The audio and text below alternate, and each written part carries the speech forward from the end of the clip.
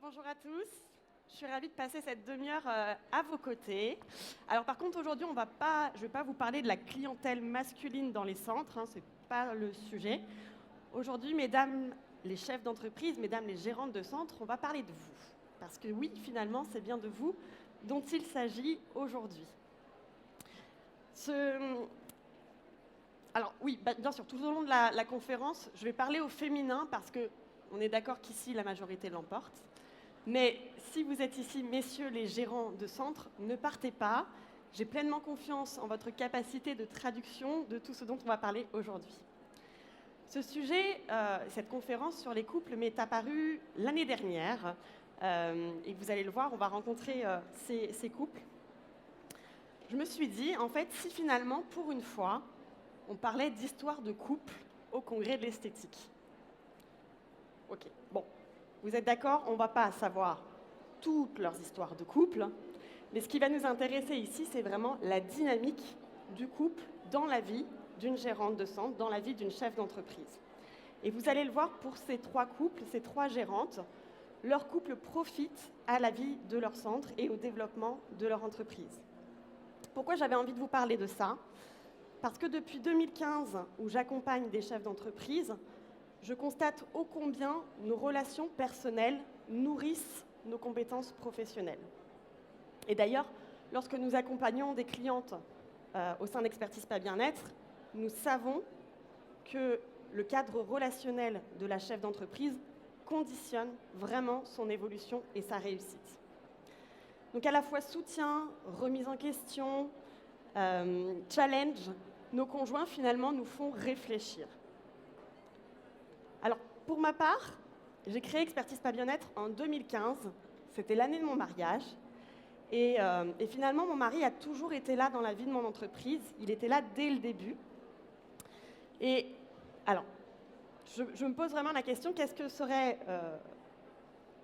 devenu Expertise Pas Bien-être sans lui? Parce que grâce à lui, vraiment à son travail de l'ombre, je sais que SBE a grandi et a évolué. Alors, bien sûr, c'est aussi grâce à mon équipe. Mais finalement, que serait vraiment mon entreprise sans Antoine? Comment est-ce que moi, j'aurais évolué en tant que chef d'entreprise sans ces heures passées, vous savez, ces heures passées à discuter, à débriefer de la journée, du quotidien, ce qui s'est passé avec les équipes, avec les clients? Donc finalement, je me pose aussi la question, à côté de quelle décision est-ce que je serais passée en tant que chef d'entreprise sans tous ces moments d'échange avec mon mari?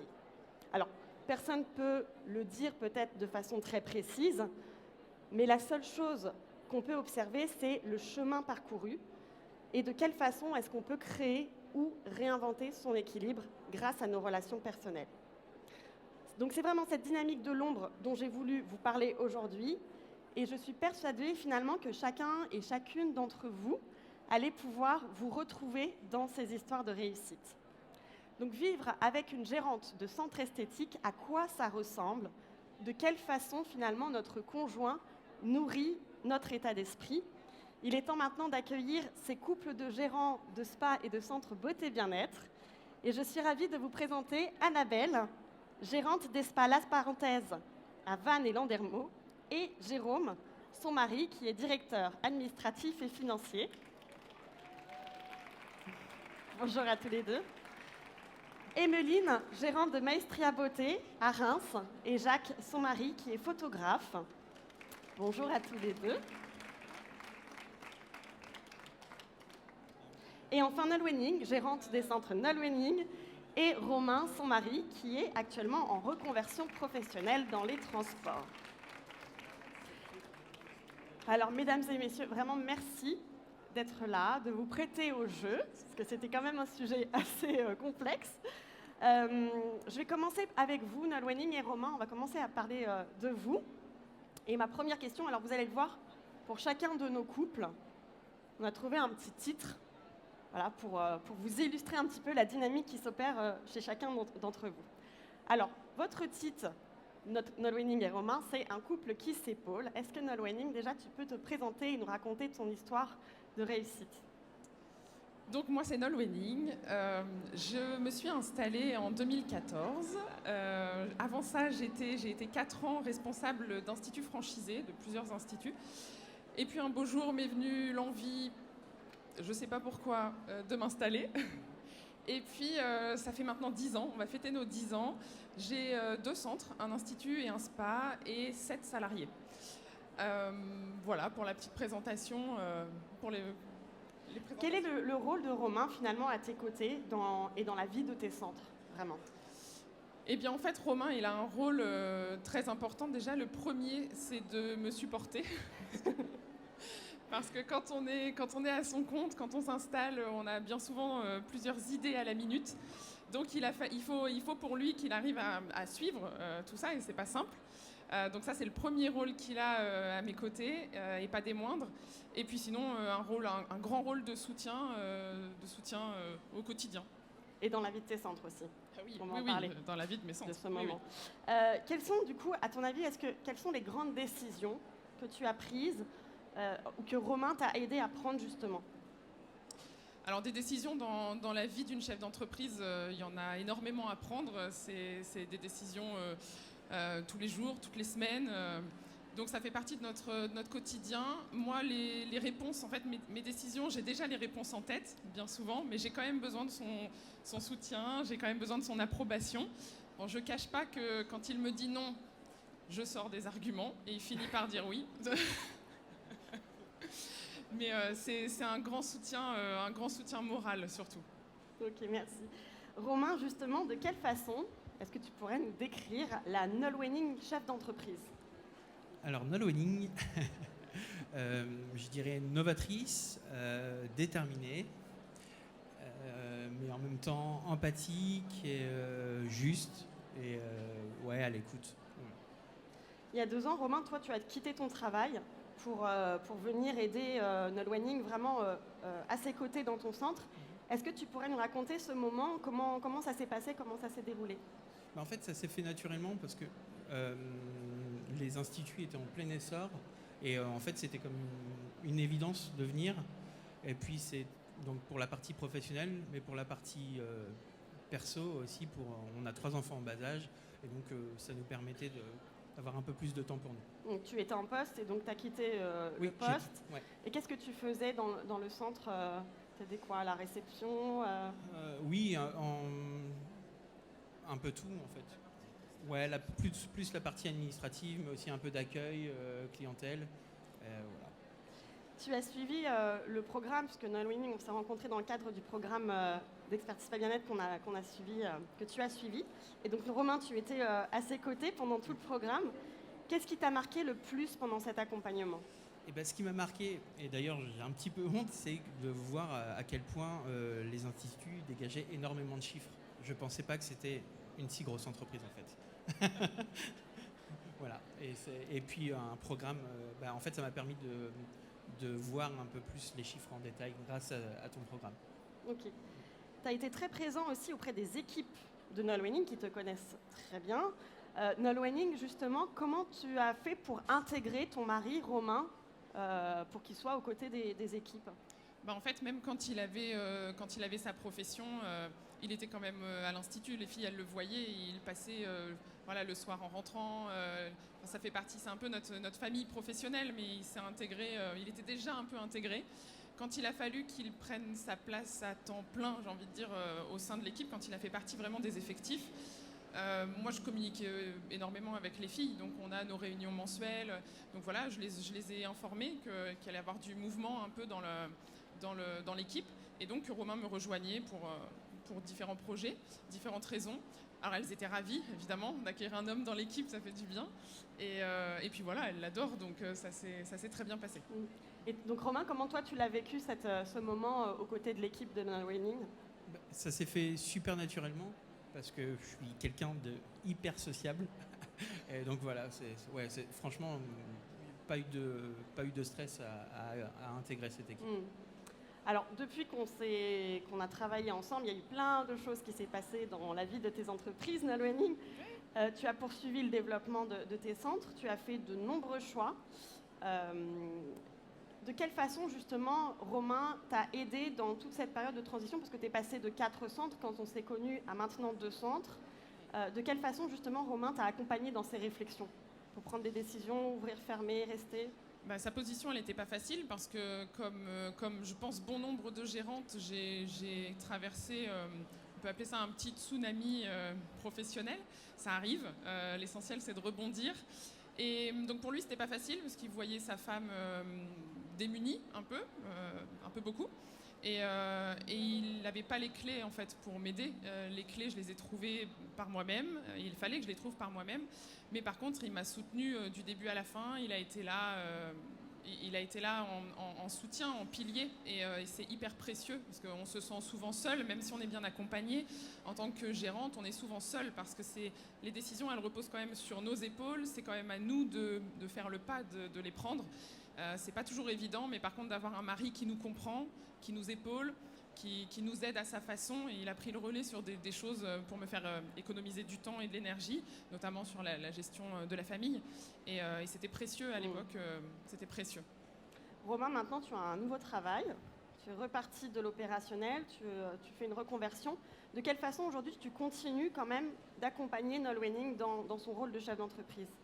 Aujourd'hui, je dirais que c'est plus un soutien moral que professionnel. Mais comme on dit à chaque fois, dès que j'ai un peu de temps, je passe à l'institut. S'il y a des choses à faire, alors je suis plus le côté maintenant bricoleur. Et j'aide quand il y a des choses à faire, voilà, je suis présent. Et puis il est bon cuisinier, il nous prépare des petits plats pour l'équipe. C'est la cantine des centres. Merci beaucoup à tous les deux. On va donner la parole à Jacques et Emmeline. Alors, Emmeline et Jacques, votre titre, c'était « Un couple qui s'inspire ». Emmeline, est-ce que tu peux nous raconter justement ton histoire de gérante, s'il te plaît? Oui, bien sûr. Bonjour à toutes et à tous. Alors, j'ai commencé en 2016 avec une petite pièce derrière le studio photo de Jacques. Il venait d'ouvrir un mois avant moi. Et je me suis spécialisée dans la mise en beauté du regard et dans le maquillage. Donc, je faisais les sourcils, le maquillage, et on se complétait. Ma clientèle a commencé à se développer, donc j'ai pris un local plus grand. Et aujourd'hui, je suis à une autre adresse, j'ai un autre local, et ça va faire quelques années que je suis installée, toujours spécialisée dans le regard et dans le maquillage. Et j'ai une équipe, et ça se passe très bien. Et en fait, finalement, vous travaillez tout le temps en collaboration, tous les deux, parce que Jacques, tu as contribué à construire l'image de marque pour Maestria Beauté. Oui. Tu fais donc l'identité visuelle, les photos bien évidemment, et vous faites aussi beaucoup d'événements en fait pour promouvoir vos activités respectives. Est-ce que tu peux nous raconter de quelle façon justement vous arrivez à travailler ensemble sur des projets communs? Alors on fait énormément de choses, notamment pour les mariages par exemple. On s'envoie des clientes pour des événements d'entreprise par exemple. Ou alors pour mon salon de beauté, Jacques va venir faire des photos de mon équipe, de l'ambiance du salon. On va aussi avoir des projets communs comme là pour le 8 mars dernier, on a fait un événement pour la Journée internationale des droits des femmes où on a fait maquillage, coiffure, séance photo pour les femmes et on a reversé une partie des bénéfices à une association qui lutte contre les violences faites aux femmes. Donc on arrive à faire plein de projets ensemble, plein de projets communs parce qu'on se complète. Jacques, qu'est-ce que tu apportes à Emmeline du coup dans sa vie d'entrepreneur? Parce que toi aussi tu as ton activité en tant qu'indépendant. Comment tu accompagnes quand même Emmeline dans son rôle de gérante de centre? Alors bonjour à tous. En fait, Emmeline et moi, on est extrêmement complémentaires. C'est-à-dire que voilà, là où elle va être douée, moi je ne vais pas être terrible. Et là où, vice versa. Donc du coup, on s'apporte énormément l'un et l'autre. Bien évidemment, il y a le soutien général de la vie de tous les jours, mais dans le point de vue professionnel, c'est sûr que le fait de pouvoir lui apporter une identité visuelle, de pouvoir travailler avec elle, etc., c'est forcément quelque chose qui est bénéfique pour son image de marque. Vous, tous les deux, vous êtes hyper créatifs finalement, parce que toi, tu travailles dans l'univers visuel. Emmeline, tu travailles dans le maquillage et la mise en beauté. Vous êtes tous les deux hyper créatifs. Comment est-ce que vous arrivez à vous inspirer, à trouver des nouvelles idées? Qui est-ce qui apporte ça sur... Est-ce qu'il y a un équilibre qui se fait? Est-ce que c'est chacun de votre côté, vous avez vos idées dans votre quotidien et vous mettez en commun? Moi, je veux savoir comment ça marche, la mécanique. Alors, comme je le disais, on est super complémentaires, mais on est aussi très très différents. Et c'est ça qui fait notre force. Emeline, c'est une boîte à idées, c'est-à-dire qu'à chaque heure, il y a une nouvelle idée qui arrive. Donc moi, en fait, je vais être un petit peu le filtre de tout ça pour essayer de conserver quand même quelque chose de droit, etc. Mais quand il y a une bonne idée, bien sûr, on peut plonger dedans. Mais moi, je vais être un peu le filtre de ça. D'ailleurs, j'ai eu au moins 2 idées depuis que je suis sur scène. Voilà. C'est fatigant. Ouais. Donc c'est Jacques qui canalise Emeline. Hein. Voilà. Mais par contre, moi, je fonctionne différemment. C'est que si j'ai une idée, voilà, comme ça, qui me passe par la tête, je vais pas forcément en parler tout de suite. Ça va mûrir dans ma tête. Par contre, si je pense qu'on a une bonne idée à mettre en commun, je fonce et puis on met tout ça en commun. Ok. Emeline, toi, tu as fait le choix dès le démarrage, dans le développement de ton centre, de travailler avec une équipe, tandis que toi, Jacques, au contraire, tu as décidé de rester ce qu'on appelle les solopreneurs. Est-ce que vous pouvez partager avec nous ces choix que vous avez faits? Sur quels critères est-ce que vous avez choisi, voilà, moi je veux me développer, mais c'est à cette échelle-là, à cette hauteur-là, ou moi je veux avoir telle et telle trajectoire? Alors pour ma part, même en tant qu'employée avant d'être à mon compte, j'ai toujours travaillé en équipe. Et j'adore ça en fait, j'adore le partage, transmettre et apprendre à mon équipe à faire des choses et apprendre d'eux aussi. Je ne me vois pas travailler autrement qu'avec une équipe. Je trouve que le challenge est plus intéressant ensemble. Alors moi, pour ma part, c'est un peu l'inverse. C'est-à-dire que, alors déjà, je suis pas dans le même métier. Hein, toi, tu as besoin de main d'œuvre. Moi, je suis photographe. Alors, quand on est photographe, on a déjà des photos à rendre avec une identité particulière. Donc déjà, ça, je ne vais pas forcément pouvoir trouver quelqu'un qui va me sortir le même travail. Mais aussi, je suis quelqu'un de très actif, très très actif. Et du coup, si je recrute avec quelqu'un, il faudrait que ce soit quelqu'un d'opérationnel immédiatement. Et ça, c'est un truc qui se paye aussi, etc. Donc c'est toute une suite de facteurs qui font que dans l'immédiat, je travaille en solo. Je te sens bien. Vous avez vécu tous les deux aussi des moments très forts. C'est le quotidien, enfin c'est pas au quotidien, d'accord, mais dans la vie de chef d'entreprise, c'est normal et c'est logique qu'on passe aussi par des moments un peu plus difficiles. Qu'est-ce qui fait, selon vous, qu'un couple, justement, de 2 chefs d'entreprise arrive à tenir sur la longueur? Alors, eh bien, évidemment que la vie de tous les jours n'est pas facile au quotidien. Ce qui fait, à mon sens, la clé d'un couple d'entrepreneurs, ou quel qu'il soit, d'ailleurs, oui. C'est la communication. Alors, c'est pas tous les jours facile. Il y a des jours où on est crevé, on va pas réussir. Mais si c'est pas le moment, c'est pas le moment. En fait, et si j'avais un conseil, c'est de toujours se dire, ok, c'est pas le moment, et hop, on recale à un moment où on est plus calme et on va pouvoir vraiment échanger. Parce que ce qui compte avant tout, c'est l'écoute de l'autre, comprendre pourquoi, ce qui va pas. Et à partir de là, je pense que c'est ce qui fait notre force de toute façon. On sait se parler et on sait aussi trouver les terrains d'entente, etc. Emeline, tu rejoins Jacques sur cette clé de la longévité? Ouais, je te rejoins, c'est la communication. Parfois, on ne passe pas par les mêmes chemins finalement pour arriver au même but. Donc, faut pouvoir échanger et accepter aussi les propositions de l'autre. Et on y arrive. Au bout de 12 ans, on commence à bien se connaître. Merci beaucoup à tous les deux. On va passer à Annabelle et Jérôme. Alors, votre titre pour vous, messieurs, dames, c'est un couple qui se complète. Annabelle, tu es la créatrice et gérante des spas La Parenthèse en Bretagne. Est-ce que tu peux justement nous raconter ton histoire de gérante? Bonjour à tous. Alors moi, je me suis donc après 8 années de salariat, j'ai repris un institut de beauté en 2014, toute seule, une opportunité qui s'est présentée. Et on a fait un déménagement en 2019 dans Landerneau, la commune dans laquelle on est, pour plus grand, pour avoir plus, parce que la demande avait grossi, avoir un hammam, parce que j'ai toujours été attirée par l'univers du spa. Et donc voilà, ça c'était 2019. 2021 est venue l'opportunité de reprendre un établissement, un spa qui était existant à Vannes, dans le Morbihan. Et voilà. Et donc tu as une équipe aussi avec toi dans ton centre? Voilà, donc à Landerneau on est 7 et elles sont 2 sur Vannes. Ok. De quelle façon tu peux nous dire que Jérôme finalement a été impliqué dans ton parcours de chef d'entreprise? Toujours. Dès le Jérôme début. et moi, c'était une évidence. Jérôme a toujours été dans l'ombre. Dès l'installation, passer du cap de salariat à s'installer, ça a été une décision commune. L'idée, c'était de s'autogérer, de créer notre univers.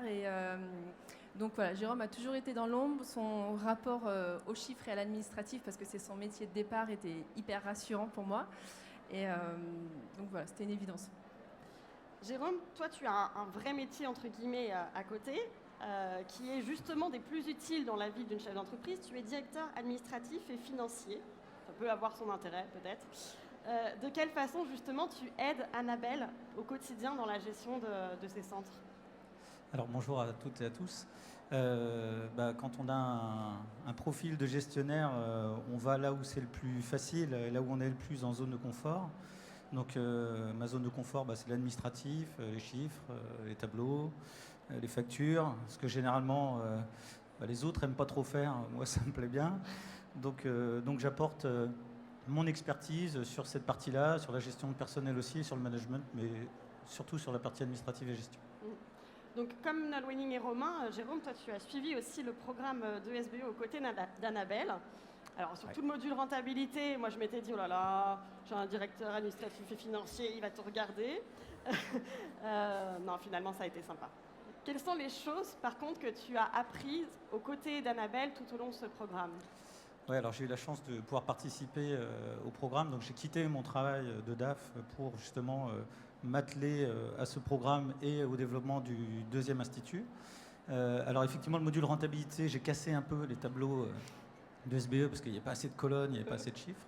Mais j'ai quand même appris des choses sur la rentabilité parce que moi j'ai fait peut-être des centaines de tableaux de suivi d'activité, mais jamais au profit des instituts. Parce que quand on travaille le soir et le week-end dans l'ombre, on a d'autres trucs à faire et quand on rentre, on n'a pas envie de s'amuser à créer d'autres tableaux qu'on crée déjà toute la journée pour quelqu'un d'autre.